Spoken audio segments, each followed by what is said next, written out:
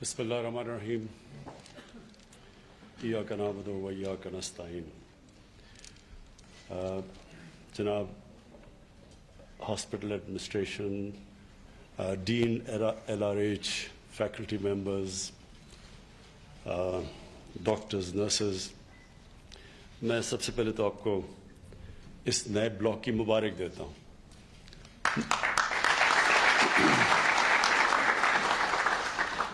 کیونکہ مجھے پتہ ہے اس کو کتنے مشکل مراحل سے گزرا ہے. میں ڈاکٹر برکی کے ساتھ کانسٹنٹلی ان ٹچ تھا. اس کی بلڈنگ کے ڈیزائن بدلنے، کیسے آرکیٹیکٹ کے ساتھ میٹنگز، پھر باہر سے کنسلٹنٹ ہاسپٹل جو اسپیشلسٹ ہاسپٹل کا آرکیٹیکٹ تھا اس سے، تو یہ بڑا ایک مشکل وقت سے گزرا ہے.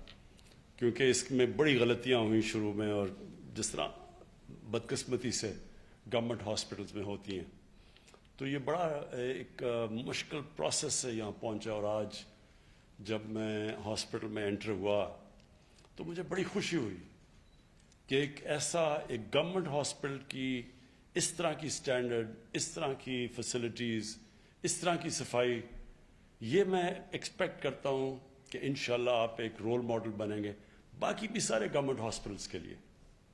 کیونکہ ہماری ملک جیسے ایوالو ہوا، ہم تو پہلی جنریشن ہے پاکستانیوں کی، جو ہمارے والدین تو ایک غلام ہندوستان میں پیدا ہوئے تھے، تو جو ہم نے شروع میں گورنمنٹ ہاسپٹلس دیکھے ان کی بہت اچھی سٹینڈرڈ تھی. ہم سب، میں، میری بہنیں، ہم سب گورنمنٹ ہاسپٹلس میں پیدا ہوئے تھے، اور کبھی بھی کسی کو کچھ ہوتا تھا گورنمنٹ ہاسپٹلس میں جاتے تھے. تو پرائیویٹ ہاسپٹل کا تو کانسیپٹ ہی نہیں تھا. لیٹ سکسٹیز میں جا کے پرائیویٹ ہاسپٹل شروع ہوئے پاکستان میں. اس سے پہلے سب گورنمنٹ ہاسپٹلز میں جاتے تھے. اس سے پہلے تو ہمارے جو سربراہ بھی تھے وہ لنڈن میں اپنا علاج نہیں کرواتے تھے، ان کا علاج پاکستان میں ہی ہوتا تھا. بدقسمتی سے ایک بہت بڑا 70s کے بعد تباہی مچی پاکستان میں. جو نیشنلائزیشن ہوئی اس نے یونیورسٹیز کا، اسکولز کا، ہاسپٹلز کا سارا سٹینڈرڈز ہمارے نیچے آنے شروع ہوئے. اور اس کی ایک بہت بڑی وجہ تھی. دیکھیں، کوئی بھی ادارہ، اور ڈین صاحب آپ کے لیے بھی اور برکی صاحب آپ کے لیے بھی، کوئی بھی ادارہ جس کے اندر سزا اور جزا کا نظام نہیں ہوتا وہ کبھی کامیاب نہیں ہو سکتا. یہ سارا جو سوویت یونین اتنا بڑی دنیا کی سپر پاور تھی، وہ پیچھے اس لیے رہ گئی کہ وہاں یہ سزا جزا کا قانون ختم ہو گیا، اور وہ سب کچھ گورنمنٹ سروسز تھی. اور گورنمنٹ سروسز کے اندر بھی کئی ملکوں نے، مثلا چائنا کے اندر، انہوں نے بڑا زبردست قانون بنایا ہوا ہے. وہاں میریٹوکریسی کا اتنا زبردست سسٹم ہے چائنا میں کہ وہ ساری دنیا کو پیچھے چھوڑ کے جا رہے ہیں. تو میریٹوکریسی کا مطلب ہی یہ جو ڈین صاحب آپ نے بات کی تھی پروفیشنلزم کی، پروفیشنلزم کا مطلب ہی یہ ہے کہ جو زیادہ محنت کرتا ہے، جو کام زیادہ کرتا ہے، جو قابل زیادہ ہوتا ہے، وہ اوپر چلا جاتا ہے. لیکن ہمارا گورنمنٹ کا سسٹم کیا ایوالو ہوا؟ جو سینئر ہے وہی اوپر جاتا تھا. اب سینئر اچھا ہے یا برا ہے، اس کو پروموشن، پے رائزز ملتی ہیں تنخواہ میں. جب آپ کو ہر سال پے رائز ملتی ہے، وہ سب کو ایک ہی جتنی پے رائز مل جاتی ہے. تو جب آپ ایک انسینٹیوز ہی نہیں دیں گے ایک سسٹم کے اندر محنت کو، قابلیت کو، تو وہ سسٹم تو کوئی بھی دنیا میں نہیں چل سکتا. اس لیے ہمارا جو 1970s کے بعد جو ہمارے سارے سسٹمز تھے، ہماری آپ واٹر شیڈ دیکھ لیں 70s میں، اس نیشنلائزیشن کی وجہ سے آہستہ آہستہ پاکستان کی یونیورسٹیز جو انٹرنیشنل سٹینڈرڈ کی تھی، پاکستان کی ڈگری دنیا میں مانی جاتی تھی. پاکستان کے ڈاکٹرز یہاں سے کوالیفائی کرتے تھے، دنیا میں کہیں بھی چلے جاتے تھے. لیکن آہستہ آہستہ ہماری ساری ڈگریز بھی نہیں مانی گئی، ہماری انسٹیٹیوشنز بھی نیچے جانی شروع ہو گئی. اور آج جو ہم یہ کوشش کر رہے ہیں، جو MTI کی بات کر رہے ہیں، ہاسپٹل ریفارمز کی، سارا مقصد ہی یہ ہے کہ واپس اس سزا اور جزا قانون پہ جائیں، قابلیت کو ریوارڈ کریں. جو محنت کرتا ہے اس کو اس کا پھل ملے، اس کو الاؤنس، اس کو بونسز ملے، اس کو پے رائز ملے. اور جو کام نہیں کرتا اس کو پہلے وارننگ ملے، ڈیموشن ملے، پھر نکال دیا جائے. تو یہ تو اگر یہ سسٹم نہیں ہے، کوئی دنیا کے اندر سسٹم کام نہیں کر سکتا. آج تک اللہ نے بھی سزا اور جزا کا قانون اس لیے دیا ہوا کہ ہمیں محنت کریں، ہم اچھے انسان بنیں. اللہ نے بھی انسینٹو دیا ہوا ہے. نہیں تو کسی کو کیا ضرورت پڑی کہ اگر کسی میں فرق ہی نہیں ہے تو کوئی کیوں محنت کرے.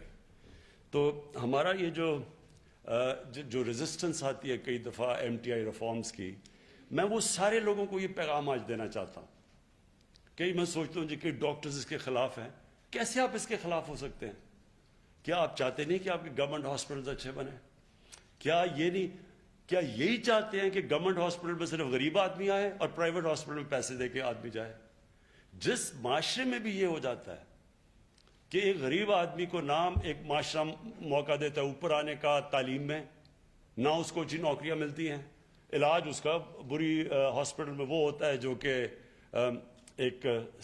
ایک عام انسان سے بھی نیچے سب سٹینڈرڈ علاج ہوتا ہے، گندے کمرے ہوتے ہیں، ان کے بیماریاں بیچارے انفیکشنز لگ جاتی ہیں ہاسپٹل میں جا کے.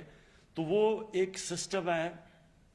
اس سسٹم کو وہ حضرت علی رضی اللہ تعالیٰ کا قول ہے کہ کفر کا نظام چل جائے گا لیکن ظلم کا نظام نہیں چل سکتا. جس معاشرے میں ظلم اور ناانصافی ہوتی ہے وہ کبھی پروگریس نہیں کرتا. چائنا کی جب ہم بات کرتے ہیں، ان کا میں نے سسٹم دیکھا ہے، اسٹڈی کیا ہے. اس کے اندر اتنی زبردست میرٹوکریسی ہے. انہوں نے جو میرٹ کا سسٹم لے آئے وہ اتنا زبردست ہے کہ وہ چائنا کو ساری دنیا ڈری ہوئی ہے کہ اب کون روکے گا اس کے پروگریس کو. ہمارے لیے پاکستان کے لیے بھی یہ سبق ہے.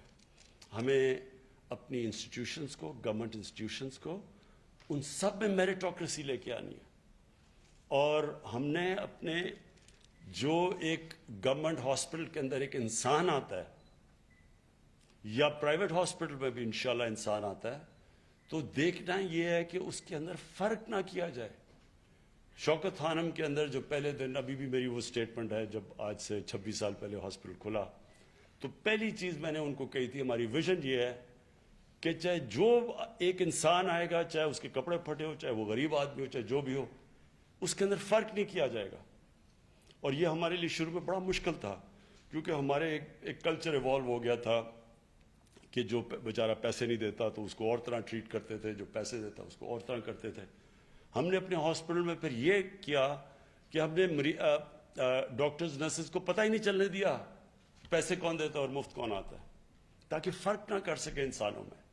اور انشاءاللہ جو آپ کا یہ لیڈی ریڈنگ ہاسپٹل میں یہ جو نیا بلاک ہے، اس سے ایک نئی سوچ آنی چاہیے.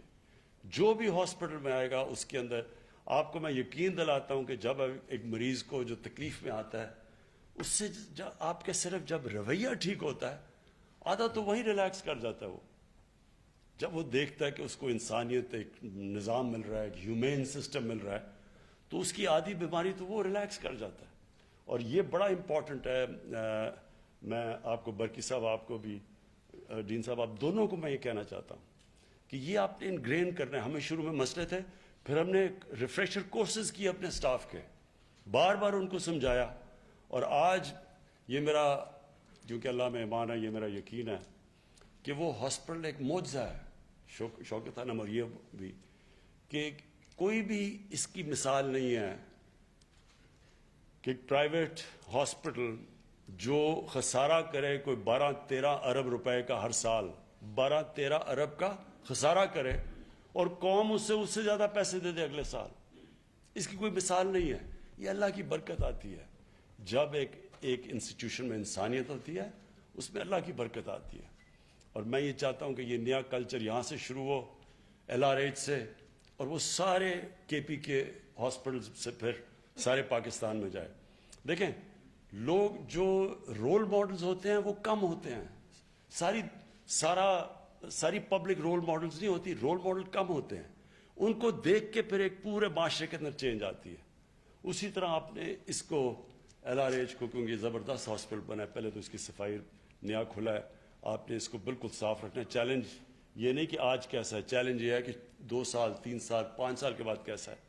اور آپ نے اگر وہ رکھیں گے، میں آپ کو یقین دلاتا ہوں، میرا جو ایکسپیرنس ہے پاکستانیوں کا، جس وقت اب پاکستانیوں کو کوالٹی دیتے ہیں، یہ قوم پھر اس کو پوری طرح بیک کرتی ہے، اپریشیٹ کرتی ہے. ہماری آج نمل یونیورسٹی 90% اسکالرشپس ہیں. عام گھرانوں کے بچے آ کے کوالٹی ایجوکیشن لے رہے ہیں.